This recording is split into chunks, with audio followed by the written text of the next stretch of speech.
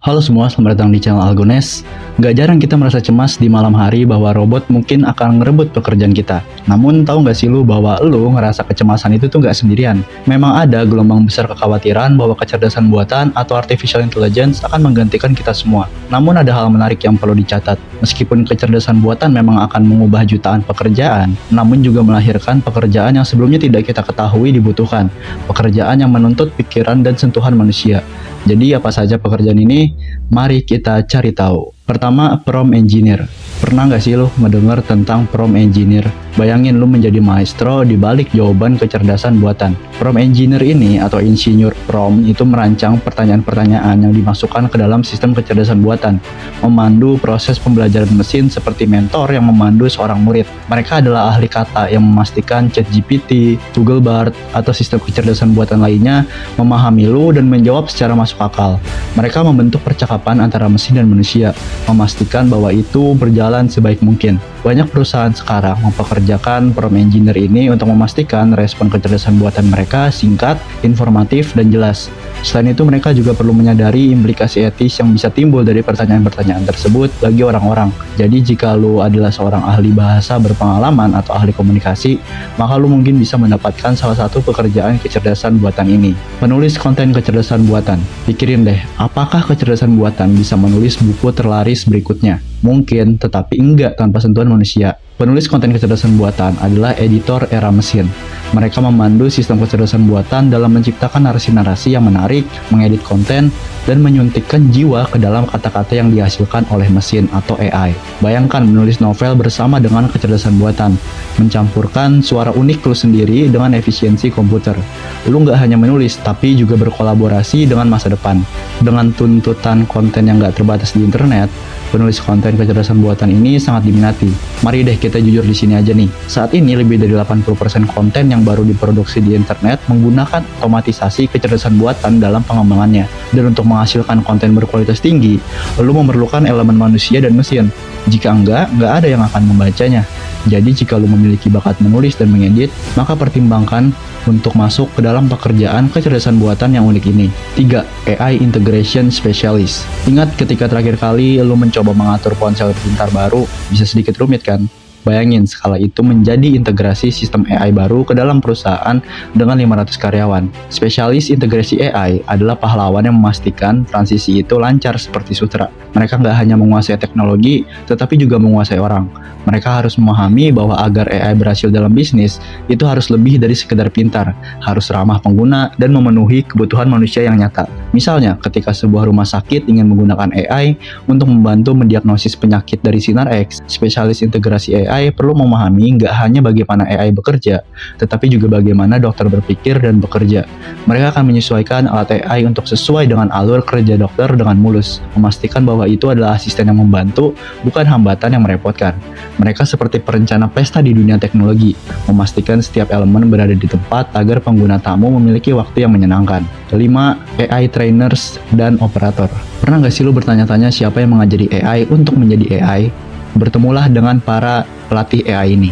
Mereka adalah pendidik yang sabar menghabiskan waktu dengan AI mengajari dasarnya. Agak mirip dengan melatih karyawan baru. Sedangkan operator AI, mereka mengawasi karyawan AI ini, memastikan mereka berperforma sesuai standar dan menyesuaikan jika diperlukan. Mereka adalah wajah manusia yang memastikan AI bertindak secara bertanggung jawab dan efektif. Misalnya, pelatih AI bisa bekerja dengan perangkat lunak pengenalan wajah untuk mengajari cara membedakan antara wajah-wajah yang berbeda. Mereka perlu memberi sistem ratusan gambar dan memberikan umpan balik sampai AI dapat mengidentifikasi setiap wajah dengan benar. Operator di sisi lain akan memantau kinerja sistem-sistem ini dalam lingkungan nyata, menyesuaikan dan menyempurnakannya sesuai kebutuhan. Contoh lain dari pelatih dan operator AI adalah mereka yang bekerja dengan kendaraan otonom.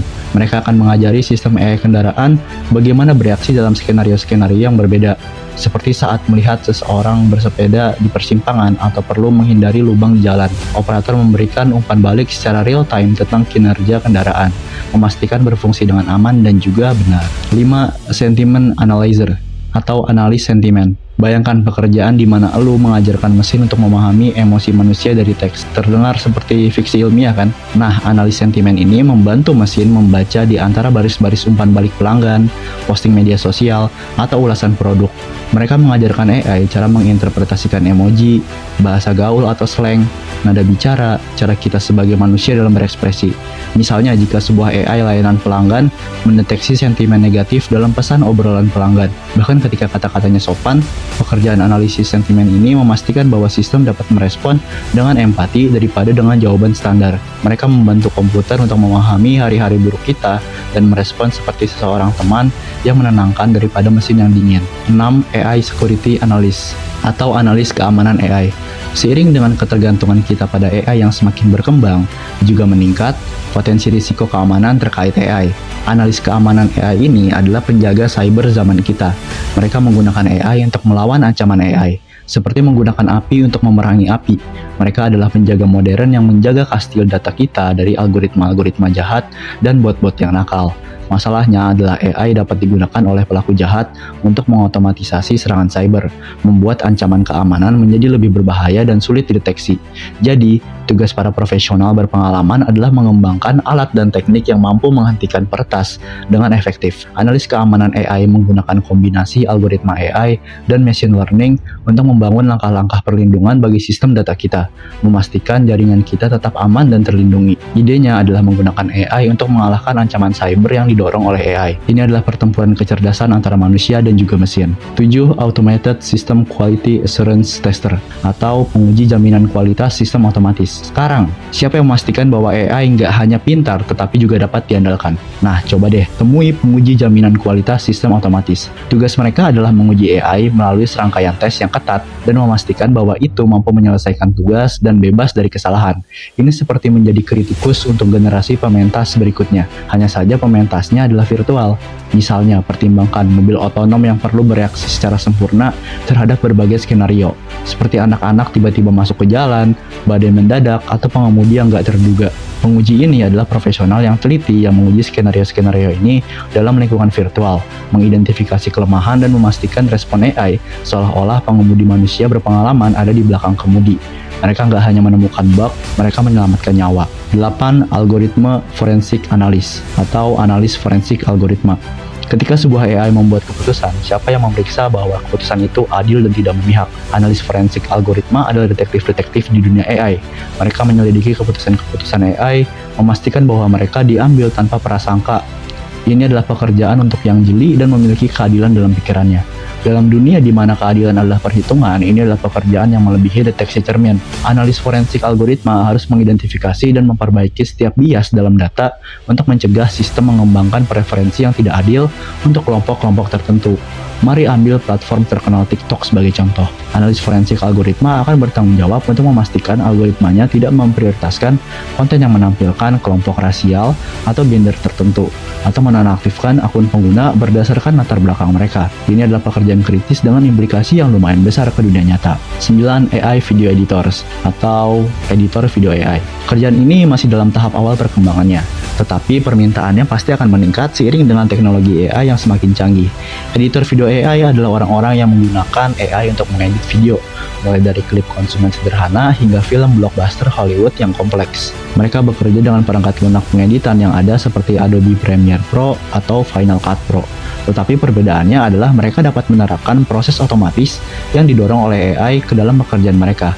Seorang editor video AI mungkin memiliki bot yang secara otomatis melacak subjek dalam suatu adegan saat berpindah tempat, atau menjalankan pengenalan wajah di tengah kerumunan dan menemukan seseorang di tengah-tengahnya.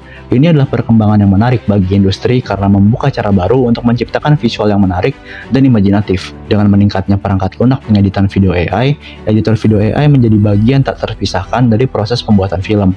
Mereka dapat membuat perubahan dan penyesuaian yang halus dengan cepat dan efektif, menghemat waktu dan memungkinkan pembuat film untuk menciptakan visual yang lebih realistis dengan kecepatan yang lebih besar.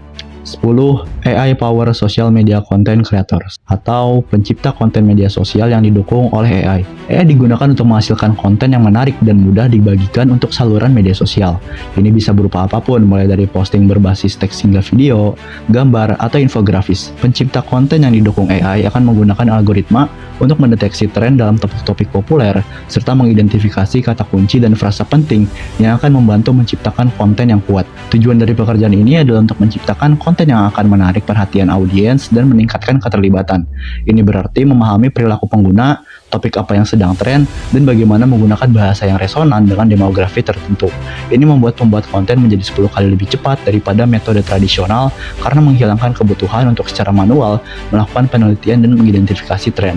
Ini juga menghilangkan kebingungan dalam membuat konten, menghemat waktu bagi pemasar media sosial, dan memungkinkan mereka menjadi lebih kreatif dengan postingan dan kampanye mereka. Oke, seperti yang lu lihat, kemungkinan ini nggak terbatas. Dan sementara AI menggantikan banyak pekerjaan, itu juga menciptakan pekerjaan yang baru. Dengan tetap terbuka dan memanfaatkan teknologi yang tersedia untuk kita dapat terus mendorong batas-batas dan beradaptasi dengan dunia AI yang selalu berubah. Oke, sekian dari video di gua. Kalau kalian suka jangan lupa like dan subscribe untuk nonton video-video kayak gini selanjutnya. Sampai jumpa lagi di video selanjutnya. Dadah!